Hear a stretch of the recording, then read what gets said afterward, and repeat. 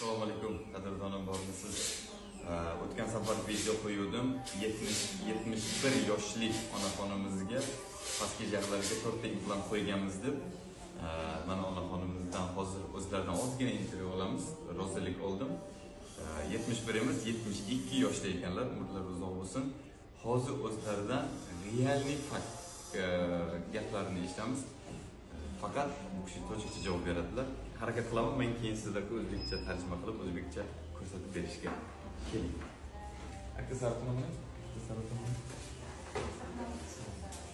Kalon kishi. Mana 4 ta implant turibdi. Mana shu 4 ta oqcha 1, 2, 3, 4 ta implant.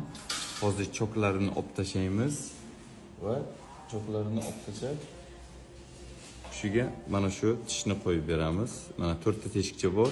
Shu teshikcha orqali implant qotirilib, mana shu mahkamlanadi va olib qo'yilmaydi. Endi hozir o'zlariga savol beramiz. Qolishni yoshadon chamba. Haftada duba. Mana 72 yoshda ekanlar. Akun guftate, chuam implant namon deydi. Gapizdan kerak. Vay. Mana bu taram hosa buradagi bor. Yakka ochirab eshitadigan yakka bizki, mana shu navme hamma guftagan guftanki, endi azbazur guftan. Men qattiq olmadim. Namu kuramda olmadim. Mana en safar doktoram ovarsa, mana monsen hozir qiyin bo'l. Bedandon juda ham qiyin. En xudo bashkur, mana hozir naqs, mana qaysi dandonama akun naz mixiram, naz mixoyam. Akun in qadam naqsidas.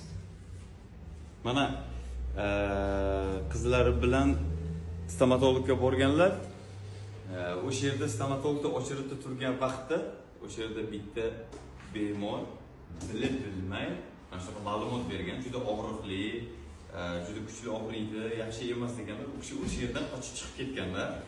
Shu mana 5-6 yildan beri xolam tishsiz yuribdilar. Ovqatlanish absolyutna endi o'zlari biladilar, xudo biladi. Hamma narsani yumshatib, milk bilan ezib yeyaptilar. Va nihoyat shunchalar jonlaridan o'tdiki, bizga murojaat qildi. Biz bu kishiga pastda o'ziga olonfo qilib 4 ta implant ekdik. Xudo xolosini ustiga o'zi tish qo'yib beramiz. Mana sizga rezultat, mana onaxon 72 yoshdalar. Joningiz sog' bo'lsin, salomat bo'ling.